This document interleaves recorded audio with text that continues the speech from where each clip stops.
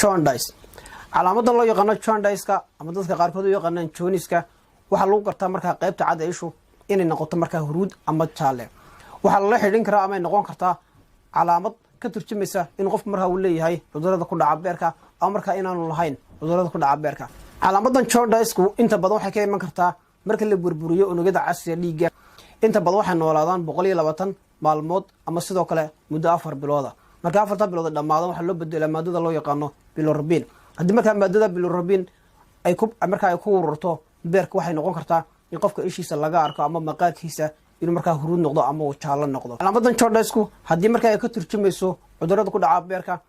waxa dhici karta in qofku marka uu leeyahay ama uu qabo noocyada kala duwan ee hepatitis-ka sida A iyo B iyo C waxa kale oo dhici karta in marka uu qofku leeyahay kansarka ku dhaca beerka iyo sidoo kale marka uu xiran yahay marinka uu sii maro maadada loo yaqaan mobilku taasoo ka qayb qaadata in la burburiyo wixii duxay marka qofku uu